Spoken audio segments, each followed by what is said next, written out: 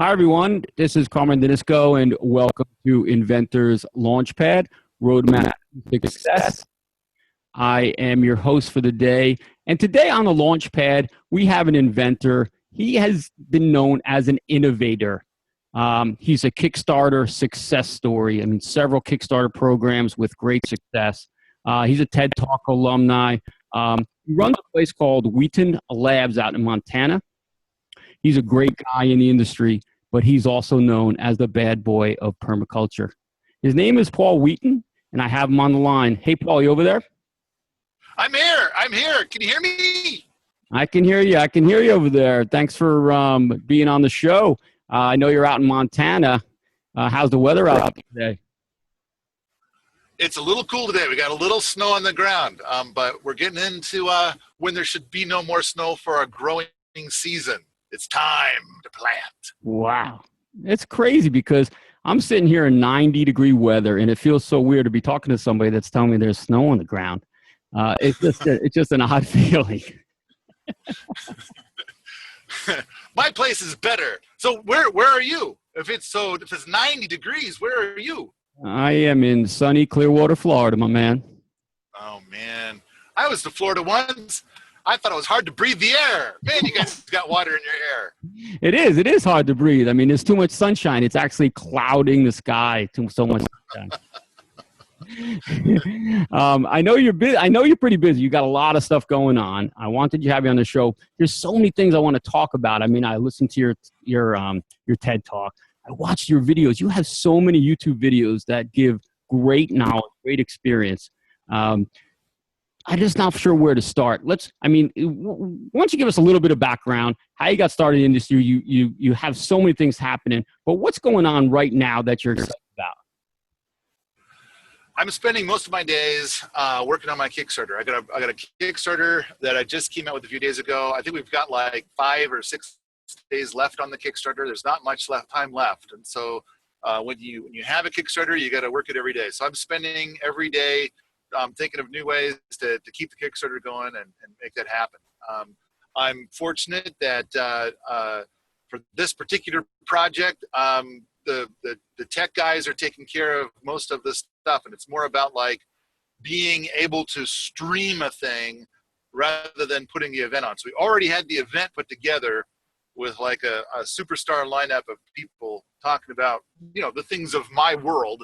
And it's just a matter of like, can we bring it to thousands more people? It seems like you've had success with Kickstarter. I went back and looked at some of the Kickstarter programs that you have. And I mean, you have not only a lot of funding being done, but thousands of people are donating. How are you doing it? How are you getting the success? A lot of people think, oh, I have a great product. Everyone thinks their product is the next cure for cancer or whatever you want to call it, and they just throw it up there thinking that people are just going to come and give them money, and it doesn't work that way, obviously. So what's kind of your secret to getting these Kickstarter programs funded? Well, now you used the word donate, so I want to make it clear that I think Kickstarter is not a place to go and ask for donations. People do try to do that, and some people even succeed, which baffles me. But Kickstarter is a place to be able to flip the bird to banks. That's really what it's all about. Yeah, it used to be, it's like, I got an idea for business. So you got to put on your knee pads and go down to the bank and grovel. You're going to do hours of groveling for money. Now what you do is you say, I've got a thing and I want to like make this thing. But, you got to go to the thing factory, and it's like, okay, they want like $100,000, but then in the end, we have a lot of things, see? And so then, does anybody want one of these? And so then, hopefully 10,000 people will be like, I want a thing. And then you got enough money. Sometimes you go and you say, I want 100,000, and they come back and they say, here's 500,000 because you're cool and your thing is cool and I want 5. So, like that. So you asked me, what's my secret? Now, I think there's a lot of people on Kickstarter that are getting a lot more coin than I've ever managed to get. And so I tend to get like $100,000 each time I do a Kickstarter. And if you look, like, I don't know, like 90% of the Kickstarters are never funded. So, so I feel like, okay, I am doing pretty, I mean, there's stuff that's doing a lot better, but I am filling a niche. And the stuff that gets like millions of dollars, I look at that, a lot of that stuff, and it's like, I don't understand that niche at all. I don't want that thing. But apparently there's a lot of people that do. And I just kind of feel like they're kind of nutty or something, you know? I don't understand it. But for my world, I would have to say, and this is going to sound kind of nuts, how I'm having success is by helping other people for free. I know that sounds weird. But just give me half a tick, and I'm going to try and explain it. So I've got people coming to me regularly that are like, I'm doing a Kickstarter. Can you help me out? And I look at their stuff about the pursuit, so no. But half the time it's like, that's a cool thing. I like the thing. I'm going to help you. And so I do. I help them out. And I mention to my audience, like, hey, check out this guy's stuff. It's cool. And then there's other people that are like, I'm trying to build a YouTube channel, or I'm trying to, like, I've got a blog. I want people to find out about it, and stuff like that. And it's like, if I look at it and I think it's cool, I try to help them out. And so I do that a lot. Mm-hmm. Then the time comes that I do a Kickstarter, and I turn to those people and I say, hey, I'm doing a Kickstarter. Can you help me out? And about 1 out of 10 actually do. They help. They return the favor. And the 9 out of 10 are like, gee, you know, I'm busy, and my father died again, and I've got to, you know, it's like, or your stuff is like not my niche, so I can't tell my people because, you know, and it's like, well, your stuff wasn't exactly my niche either, but I told my people anyway because I thought it was cool. That doesn't matter. The key is 1 out of 10 will return the favor. And so it's like, okay, so now I think that's, you're saying, what's the secret? I'm going to say that's probably a good 70% of it right there.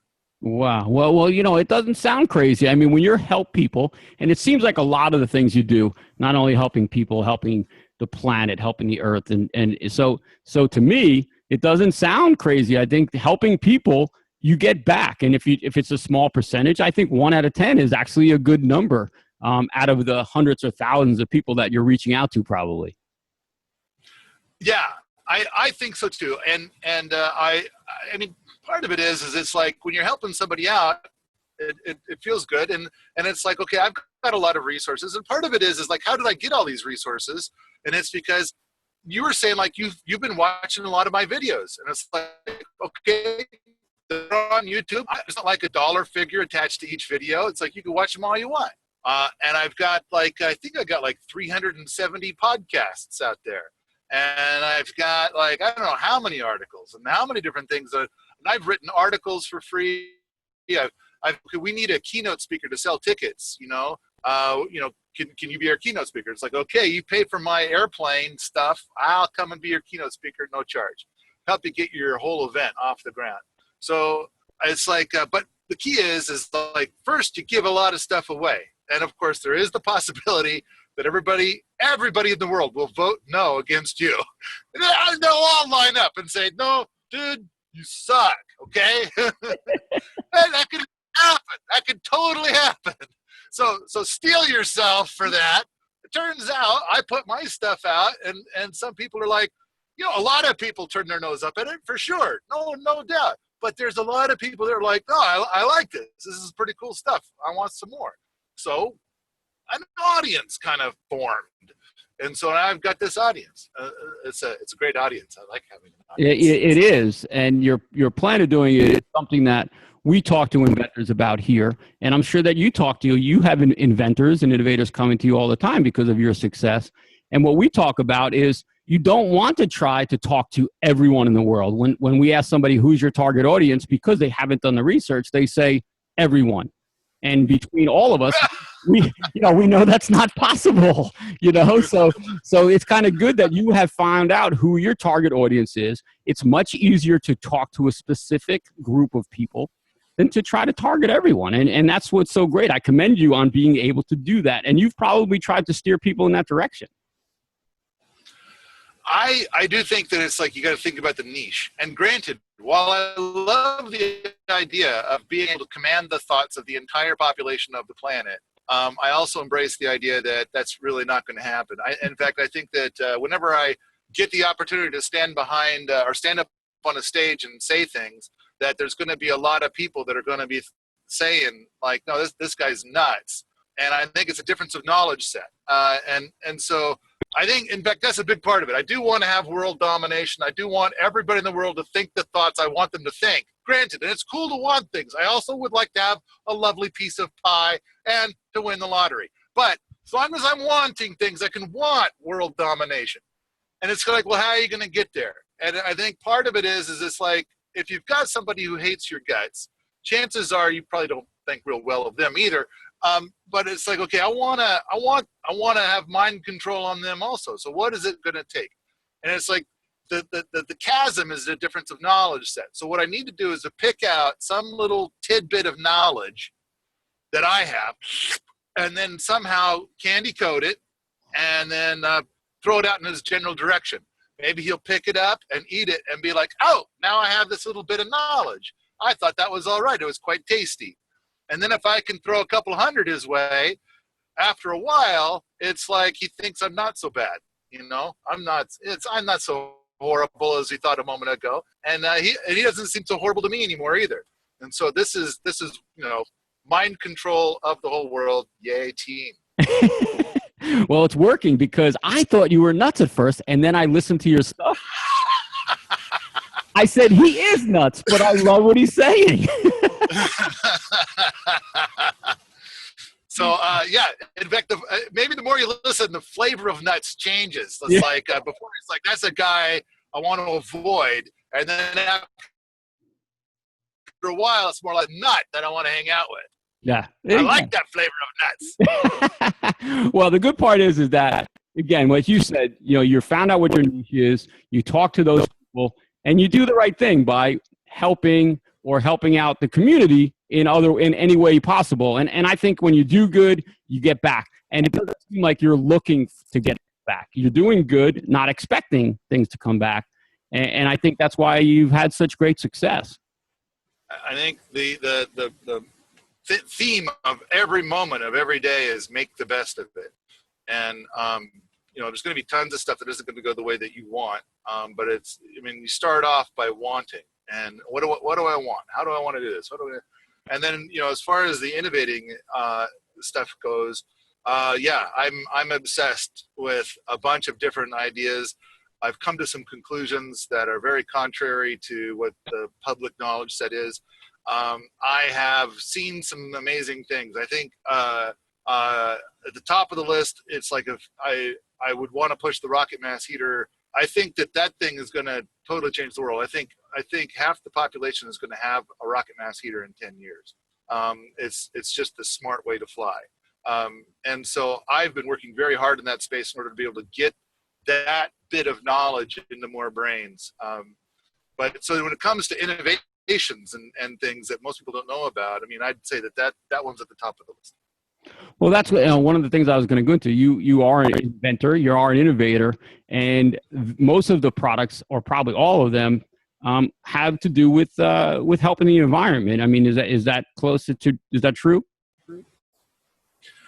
I'll go ahead and say yeah. I think most people that are bonkers about the environment are kind of like, okay,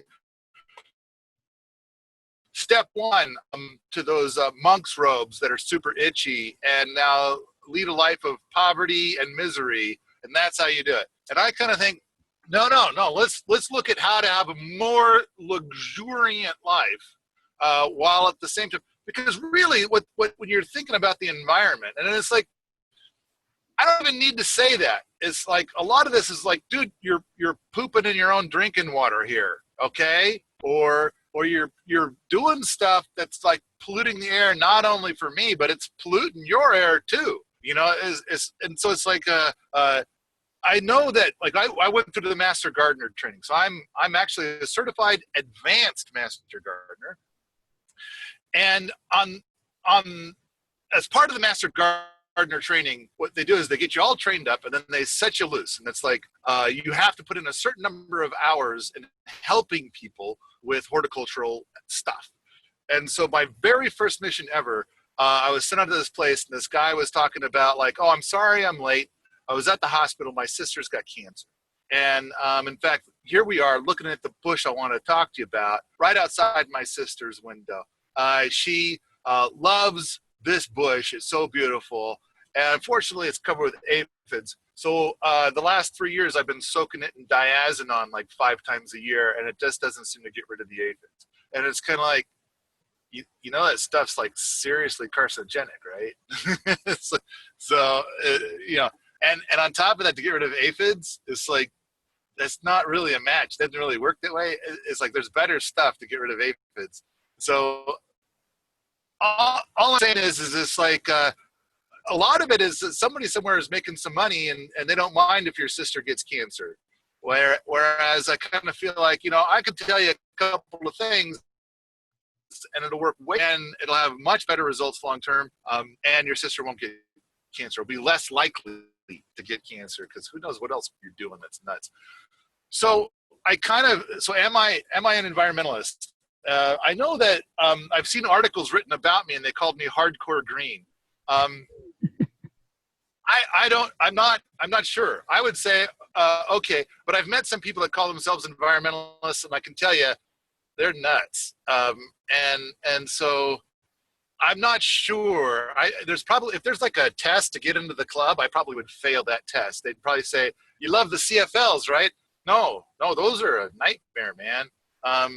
So I don't know. I do think that I'm very on like, have you ever seen those videos where with the children that have cancer and you're kind of like, you know, and then they're like in the hospital and I'm like seeing the stuff in the hospital. I'm thinking like half that stuff that's in the hospital causes cancer. Like the stuff that they're sitting right there and the stuff they're feeding them, I'm kind of thinking probably causes cancer. You know what you need to do is you need to take away the things that cause cancer so the kids don't have cancer. So I don't know. I know things and it's frustrating me, but it's also awesome to be me.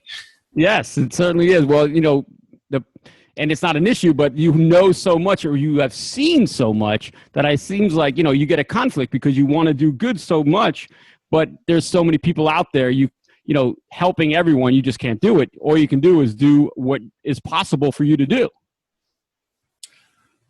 That's true. I'm pretty overwhelmed. Fortunately, like I said, I have an audience and a lot of my audience loves me. And so go out and I try to do things. There are dozens of people that help every day. I'd say right now there's probably about 80 people that are at this moment doing something to try and help with my gobbledygook. We've got people that are physically here at my place. We've got kind of a community here, and they're working on different projects at this time. And then there's people in the online world that are currently working on projects at this time. Yeah. So, man, there's a lot of stuff going on in my world. Yeah, well, you're doing something right. Whenever you're getting people to help you, you know you're doing something right, which, again, is I commend you for doing that stuff. Let's go back a little bit to I know you've had several inventions, several types of things. Tell us a little bit about your other inventions or even the heater. I'd like to hear, you know, what's happening with that or what's going on. I would say 8% of my life is dedicated to the rocket mass heater stuff. Wow. And so in a nutshell, if you take a conventional wood stove, you're going to have a metal box and there's a fire in it. And then the heat comes right at the metal box. So then the fire inside is going to be like 900 to 1200 degrees. And then it's going to send a bunch of smoke up the chimney. And it's going to exit the chimney at about 300 to 600 degrees. And you know, you kind of look at that and you kind of think like, okay, that's a lot of smoke. That's a lot of wood. That's a lot of fuel. And that's a lot of heat going right out the chimney. I wish I had that heat inside warming my toes instead. The rocket mass heater instead puts the fire into an insulated box, which then goes through an insulated thing. And then you have a little short stubby chimney that's insulated.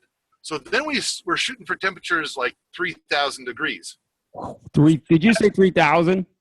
Right. Now you got to keep in mind, steel is liquid at 2,600. So if you see somebody saying this rocket mass heater steel, it's like, okay. So so now we're looking at materials that can tolerate such high temperatures. But when it gets to that high temperature, it burns all the smoke, burns all the creosote, so it eliminates the danger. Much cleaner burn. I mean, this is basically what a crematorium does. So we're going to take it to a much higher temperature, burn it more completely, and then we've got it moving in a very strong direction through convective currents. And so we then take that extra heat and we push it through a mass. We extract a whole bunch of the heat. Then we leak it out at about 70 to 140 degrees instead of that 300 to 600 degrees that the other ones would do. So what we have now is a way to heat your home with 1/10 the wood. And now earlier, I made the claim of like, I think half the households in the United States will be doing this in 10 years. And so people are like, well, I'm using natural gas or I'm using electricity. And it's kind of like, there's an enormous amount of pollution on the other side of that. And it's like, hey, do you like eating fish like ever? And you're like, oh yeah, but you know, all that mercury, where do you think it comes from? It comes from all the mercury being, you know, all of our power plants putting that up into the atmosphere. Then it comes up because you're thinking like, oh, I'm going to go catch fish in the most pristine wilderness, and that way it won't have mercury. And it's like, oh, nope, it's there too. Yeah, it's all toxic. Yeah, like 50 years ago, you can go eat that, not a problem. But now it's kind of like it's total poison. And don't eat that. So, you know, don't we want to like fix that? Do we like the idea of having poison on everything? Are we somehow apparently we're cool with that? We're okay with that. But don't forget to wear your seatbelt. You know, we got a law for that. But coating everybody and everything in poison, that's like no big deal. Don't handle Kurt, whatever you do. He's an ugly dude. Okay. So with the mass heater, then the carbon footprint, and yeah, I recognize not everybody's into the carbon footprint thing, and it's like, that's cool. Carbon footprint, if you switch from electric heat to rocket mass heater, you have reduced your carbon footprint as much as parking 7 cars. Now, Elon Musk, some people might call him, you might, like if Elon Musk was gonna said, hey, I want to be on your show, dude, you'd be like, yeah, Elon Musk, he's such an innovator. So I think I'd just whoop that guy by a factor of 7. Oh, sure, you could go buy a Tesla, or you could get a rocket mass heater and do 7 times more than what Elon Musk was. And you don't have to spend $100,000. You know, you could do this for like $600, okay? So now, I think you know, on the other end of whatever is your current heat, there's a disaster happening, and you're pooping in your drinking water. And so what I'm offering here with this is not only, because it's like a lot of people, you know, their heating bill, not in Florida, of course, but up here, their heating bill is like $3,000 a year. Wow. And it's like, so now I'm going to set you up with something where you go out and you collect the sticks that naturally fall off the trees in your yard, pile them up in your garage, and that's what's going to heat your home all winter. And it's going to be, you're going to not only save $3,000, but it's also going to be like about 50 to maybe 60 times cleaner than your old heat source. So good for the environment, good for your pocketbook, super easy. I mean, with $3,000, that's a lot of pizzas. What is it, like 300 pizzas? Yeah. Free pizza every day. That's what. But you don't want to order the pizza. You don't want to order the pizza because they use the gas to drive the car to drive the pizza. Well, yeah, but we're talking about a more luxuriant life, man. And so it's kind of like you could make the pizza on your own, but I think a lot of people prefer to like sit on their butt, watch Firefly, and then the guy brings the pizza to your door. I mean, that's pretty sweet, isn't it?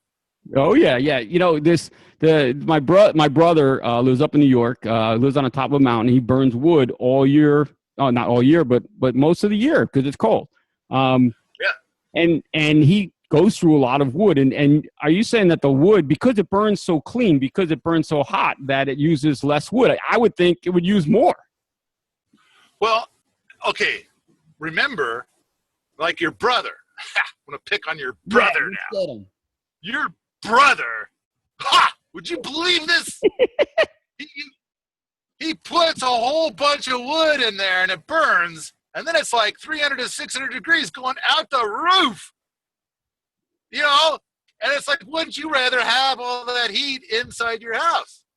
Now, I'm in Montana, and I'm in a 3-bedroom house right now where I'm sitting. This is what it looks like a 3-bedroom house. Over there, we've got, this. And over there, we got you. I'll give you a tour later. Yes. Most people in Montana, they're in a house like this. It's going to be about 6 cords of wood per winter. Your brother, he goes through 12. I have no idea what he actually goes through, but I'm going to say he does 12. Yeah, and then, but if he lived in my house, he probably would do 6. And then last year, we heated this house. We had a particularly cold winter last year. We used a rocket mass heater in this house, and we went through 0.6 cords of wood last winter. Not even a cord of wood? So 1/10 of wood. But the thing is it's like when you go and you put wood inside of a conventional wood stove, you're like, you're going to put like this much wood in. And then when I go to load up my rocket mass heater, it would take more than like this much at a time. And then it burns it super hot, just crazy, crazy hot. Now your brother, that guy, then got all that smoke going out the chimney. Smoke is a fuel. That stuff will burn. And then his chimney is getting caked in creosote. And it's like, but that creosote, that burns too. That's also fuel. Now, if your brother is not careful, and he doesn't clean his chimney frequently enough, what could happen is that one day that creosote catches on fire, and then he'll hear this rocket sound, this jet engine sound, and that's the creosote in the chimney burning. And some people that have a chimney fire, what they do is they end up standing outside in the snow on their bare feet, watching their house burn to the ground, thinking like, well, that wasn't very convenient at all. No. And so maybe those people would love to have a rocket mass heater where it burns the smoke and it burns the creosote to heat your home conveniently rather than burning it down inconveniently. Yeah, and safely. Oh, yeah, there's some safe stuff too. Yeah. Oh, yeah. I like that. I'll help you with that. But here's another cool thing too. Your brother, in the morning, he gets up, and then let's suppose that there's somebody else there, and he's like, hey, go make a fire because it's cold. Because I don't want to, because it's cold. Now, if you got a rocket mass heater, it holds the heat for like days after the fire. And so in the morning, when you get up, it's warm. It's still warm. So the mass that gets heated up, it's like you go after the fire's there, you're like, oh geez, man, it's too warm in here now. Turn stop feeding that damn fire. So you cork it, and then you go and you touch the mass, and it's like, ooh, that's warm. That's warm. And then the mass continues to give off heat for days. And so you go to bed and it's warm, and you get up and it's warm, and it's like there was no heater going. There was nothing that was like, there's not a furnace in the house. There's nothing like that. It's just this mass. It just keeps giving off heat, and it keeps the whole house warm and toasty. Wow, it's pretty cool. I'm gonna have to get one of these for him. I'm not gonna tell him about this. It'll be a surprise, though. Are you actually? Are these for sale? Are you still in testing mode, or what's happening? Oh, about 8 years ago, they were considered like more like for tinkering or for your garage or shop or something like that. But they have come a long ways. And so about 5 years ago, we started. 8 years ago, some people were putting them in their homes, but we hadn't quite optimized the designs yet. No. About 5 years ago, they were getting to be rock solid, and a lot of people were putting them in their homes. Now, hundreds of thousands of people have put them in their homes. But it's definitely a DIY thing, and so we've got some DVDs that are kind of like a how-to. There's an awesome book out right now that just came out last year, and they did a Kickstarter, and I helped them with their Kickstarter. And so that book's it's the Rocket Mass Heater Builder's Guide is now out. So and the primary rocket mass heater in the book is one of the ones I have here. Wow. Very cool. Very cool stuff. There's no doubt about it, especially something like that. The way that you make those points, you say to yourself, there's really no negative sides to it. It's just getting it, putting it in, and, using that little, half a cord of wood compared to 6 or 10 cords of wood. I mean, that's something to argue a point right there. Yeah, I think that it's so profound. That's why I'm saying, like, in 10 years, I think half the people in the United States will have one of these. The benefits are profound, and people are doing it. And it used to be like when we were first talking about it, or when I was first talking about it 8-9 years ago.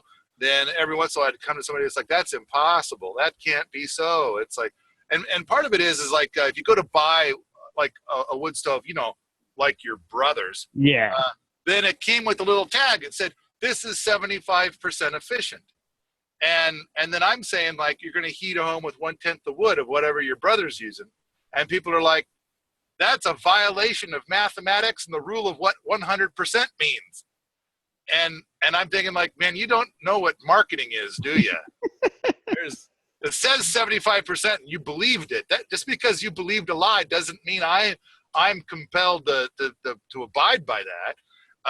So basically, you can buy one of these 75% efficient wood stoves. Most people operate them at probably about 7% efficiency. So that gives us a lot of room to play with.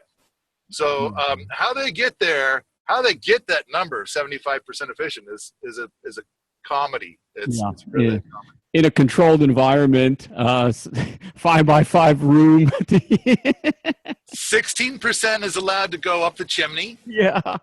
And then it's like, controlled environment. What happens if we turn the air pressure in the room up? Then it's basically blowing on the fire. They've got some. And the thing is that if you're a stove manufacturer and I don't give you a good number from my laboratory, you'll go to the laboratory next door who'll give you better numbers. So I better, find a way to get you the best number. So I'm going to test it over and over and over again. And I'm going to give you valid numbers, but the government allows certain things. And it's like, now is the standard homeowner, the common homeowner, are they going to like do all the tricks that were done in the lab? No. And so then they're going to like do things like try to stoke the fire with a giant log at night so that it keeps putting out heat all night long. But they're going to turn the dampers way down. And it's like, look at that. I took that 75% efficient wood stove. I got it down to 2.8% efficiency. Damn, I'm good. So some of the stuff that you're talking about it's pretty scary what's out there. I totally agree. and then it makes a whole bunch of smoke for the whole neighborhood. And you get these communities where it's like they start banning wood stoves because of that.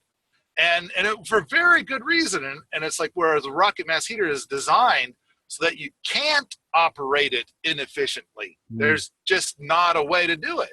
So, and then in which case it does the complete burn, and now it's not polluting. Wow.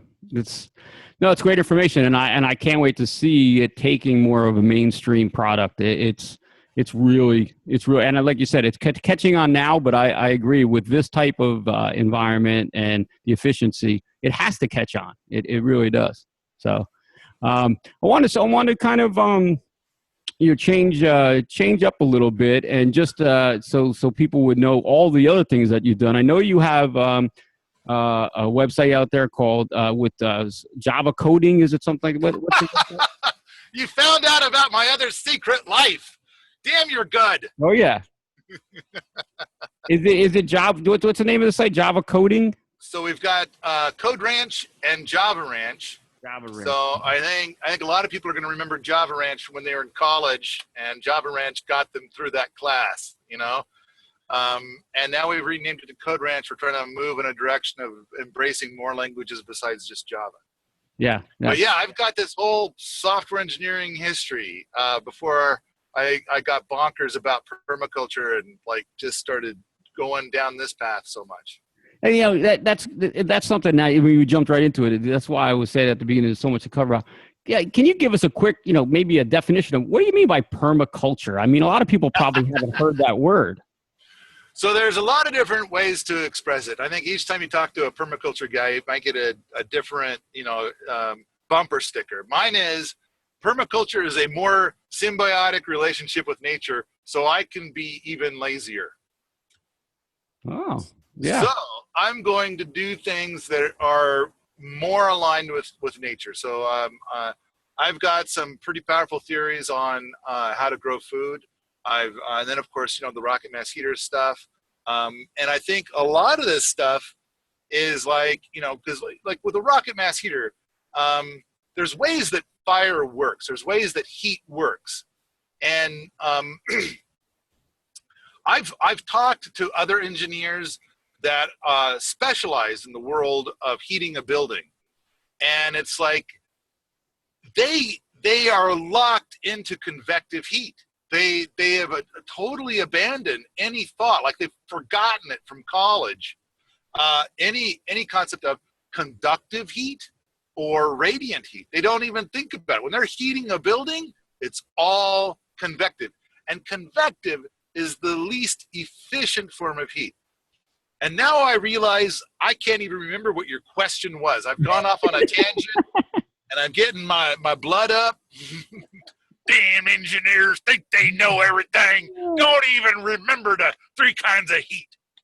No, I was asking about light bulbs. No, I'm just kidding. I don't even want to get going. No, not to get started on light bulbs. We'll save that till later. No, I was just wondering. A lot of people never really hear the term permaculture, and I just wasn't sure if it was something specific. But it seems like it's a more larger type of culture. Right. I mean, it started off. So there's this dude, Bill Mollison, back in the 70s, and he came up with it. And it was supposed to be permanent agriculture, but he changed it later to be permanent culture to take in a lot more stuff. And in time, it grew to embrace a lot of different ideas. And I first heard the word in 2001. And at the time, I had 80 acres. And I called what I was doing a full farm ecosystem where systems feed systems feed systems. And the word permaculture is much shorter than that. And I really kind of liked a lot of what it embraced. And so when I was doing my thing on my farm, a guy comes by and I'm pointing out what I'm doing. And he says, "Oh, you're doing permaculture." And I'm like, I've never heard that word before. So then I start opening up all these books about permaculture. And it's like, I thought I invented all this stuff. And then there's a whole bunch of stuff I never thought of that were like, these seem like really good ideas. And so I showed up a little late to the party, but I loved this stuff. And I, immediately drank the Kool-Aid, and I've been into it ever since. And somehow I'm so bonkers about it, and I yak about it so much, and I take the videos and make the podcast and all that stuff. Somehow I've earned some rank or something in this community. So I got this lovely thing. See that over there? That's fun. Yeah, that's from a guy that I admired. I thought he was the king of permaculture. And he gave me that. I'm very happy with that. So another guy who is kind of like, in charge of permaculture, he's the one who called me the Duke. I called him the Crown Prince because at the time, Bill Mollison, he's the guy who made up the word. And then this guy was the guy I was talking to, Jeff Lawton. He's the chosen one. So I said, "Okay, you're the Crown Prince, and so I got a question for you." And then he called me the Duke, and it's like, "Oh, dude, you should never have said that because now I'm going to put that on all my stationery." There you go. Yeah. Well, it's so great about what you're doing and the people that you're naming and the rest of the people in the permaculture or the types of farming is that I don't think the general public realizes how much innovation, how much invention, how much science comes out of growing food and trying to grow it now the correct way. It just seems like it's a growing trend, but it seems so hard because of these big companies that are out there. Well, I think that, there are some big companies, they've got a certain process, and we could talk about that for 7 or 8 hours, what they're doing and why, and they're lovely people, and it's like they're just not aware of the alternatives. And then in the permaculture community itself, it's like when you get bitten by the bug, and you're like, I'm going to do this, I love doing this, it's more like, instead of like, I'm going to do 20,000 acres of it, it's more like I'm going to do 4 acres of it. and I'm going to feed myself. I'm going to feed my family. I'm going to share some with my friends and neighbors, and maybe I'll sell a little bit when I'm all done. So it's like it doesn't fit into the commodities market. But on top of that, it's kind of like, we were talking earlier about cancer, and you were saying like, oh, some of these guys believe they have the cure for cancer. Guess what I believe I have? It's like it's a different way of doing it, but it will scale. You can scale it to do the commodity system. But the thing is that most of the people that get into this, they start enjoying it and grooving on it, and they feel like they found their life's mission, and then they're like, I don't want to play your stupid commodities game. I'm not into it. They used to be my job. And, there are a lot of icky people out there at my old job. And I'm glad I don't do that anymore. I like what I'm doing now, and I don't want to play your game. And so part of this is kind of like, okay, how can we come up with a way to be able to get this food of a higher quality, where organic is stupid, or like organic, really? That is so lame. How do we get it to the masses? And it's like, yeah, that's a challenge, because once you start traveling this path, it's kind of like you kind of don't want to just sell it to those people. It's kind of like you get to a point where you have everything you want and need, and it's like somebody could say, "I'll give you $1 million," and it's like, what would I spend it on? Well, I kind of, so you kind of get to this place where, nah, I'm good, thanks though.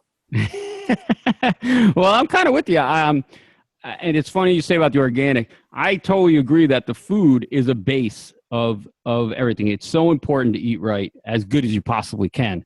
I believe that it's the base of everything. I really do. But it's funny that you mentioned the organic side, because really it's hard to have real organic food, right? I mean, where does it really come from? I mean, it can't be purely organic. Am I right? Oh, there's laws saying. There was a great YouTube video about 5 years ago where this little girl tried to take the sweet potato and stick the little toothpicks in it and put it in the water, and then the growies come up, and then she's like, okay, I followed the directions. I put the toothpicks in it, I put it in the water, and nothing happened. And then somebody said, oh, that's because they spray it with this stuff to keep it from sprouting, because nobody likes buying sprouty sweet potatoes. And so you got to get organic. So she goes and she gets an organic one and sticks the toothpicks in it, and it kind of goes, eh. And it's like, so it had this little bit of sprouty bits, and she's kind of like, oh, that wasn't what I thought it would be. And then like, oh, no, see, with the organic stuff, they still hose it down with the toxic kick to keep it from sprouting, because people who are into organic, even they don't want to buy the stuff with the sprouty bits. And the government said, oh, go ahead and soak it in toxic kick. That's okay. And so then it's like, okay, you got to go down to the farmer's market and talk to Steve, because he doesn't know what that toxic kick is. He's never heard of it. He just grows sweet potatoes. So then she gets one from Steve, puts the toothpicks in it, puts it in the water. Boom! Huge plant! Whoa! What the hell?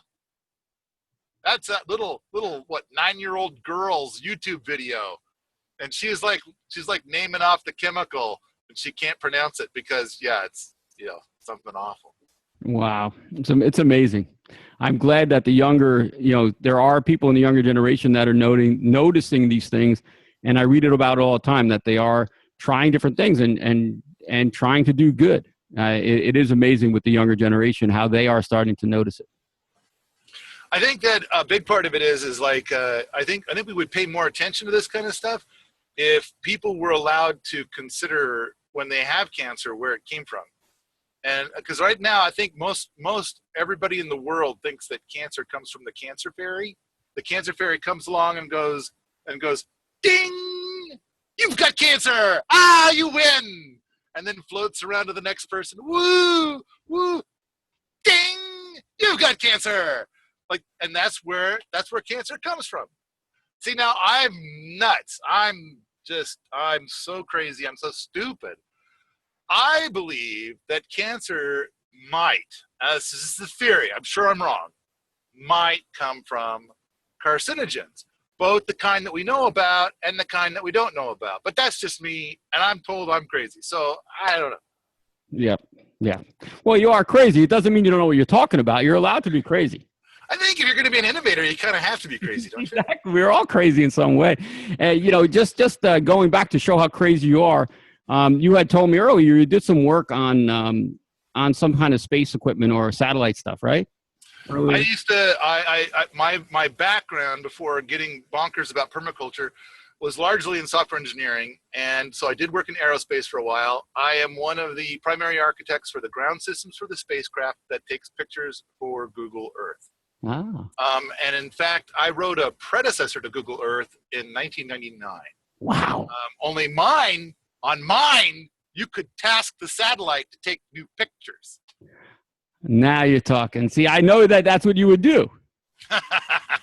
Because that's cool. But they didn't like that. Well, yeah, they made this consumer version. Like, we'll keep this one in-house, all right? We'll keep this in-house, and then we'll make people pay money for us to take pictures for them. Wow. And the one that we showed everybody else is like, got that part disabled. That's Whatevs. That's what cooks your chicken, man. Whatevs. Amazing. It's just amazing stuff. You've done so much spectrum of things. And as I said, before you came on the show, I just started doing some background. And I was just amazed that not only the way that you present the information, you make it fun to learn. And yeah, you act, crazy or whatever, but people love crazy. They want that. They want to have entertainment while they're learning. And I think that's why a lot of the items that I watched, I kept watching because it was entertaining. You got hooked.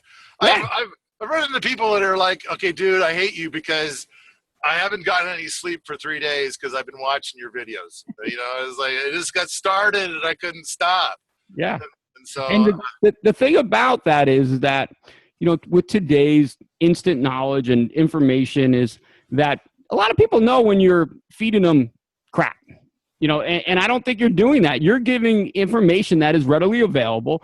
You're condensing it into knowledge that you're giving out within that condensed form. And I think that's what's so great about being able to watch a YouTube video that you did and learn a lot. And it's not, you're not contradicting anyone. You're not, calling anybody names or doing it. You're just giving the facts. And I think that's awesome. I'm trying to share stuff that I've found out or I've discovered or, I saw a thing or whatever.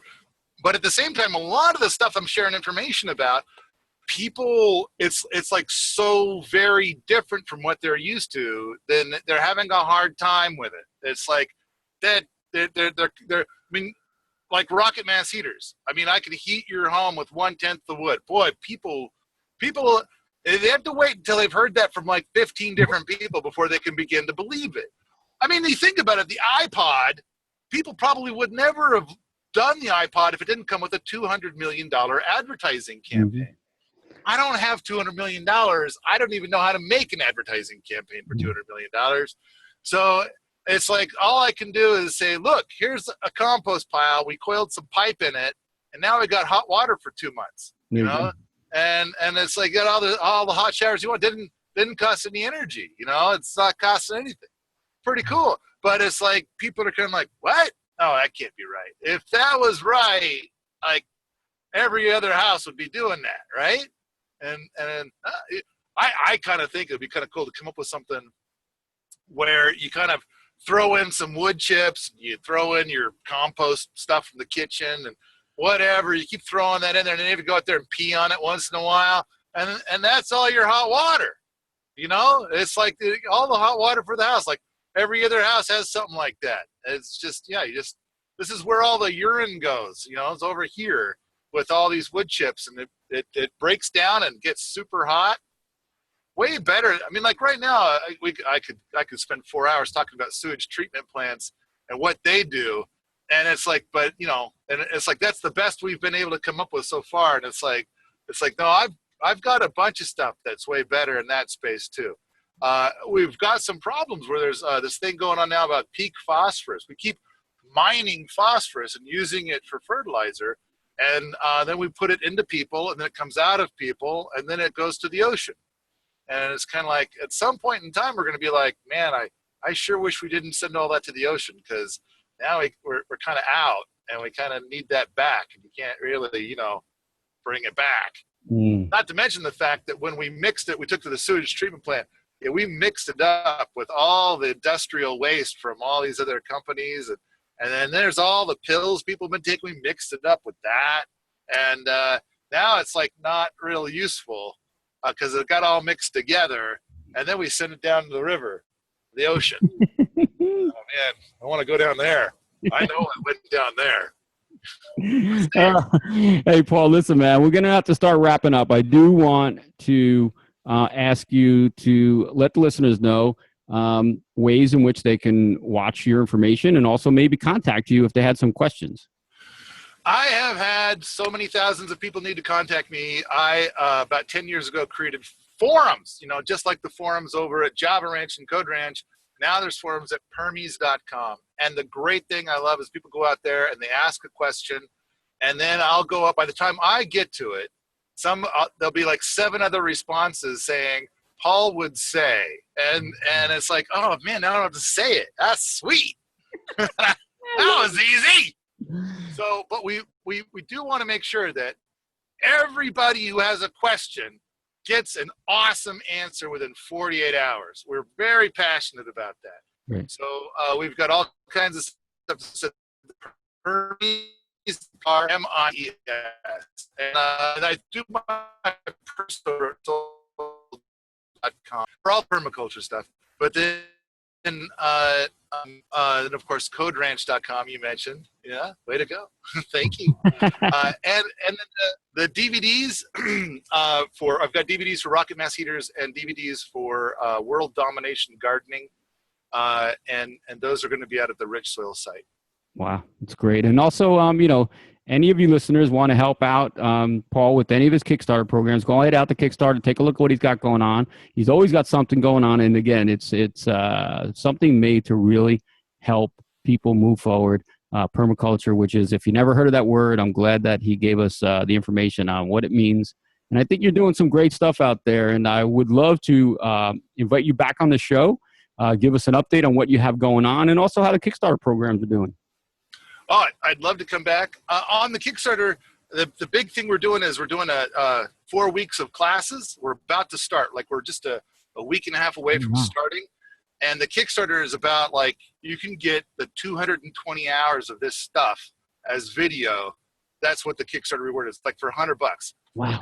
And I don't know, if people are interested in these kinds of things, in 4 weeks, we're going to cover so much detail.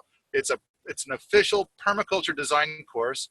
That's 2 weeks. And then 2 weeks of an appropriate technology course.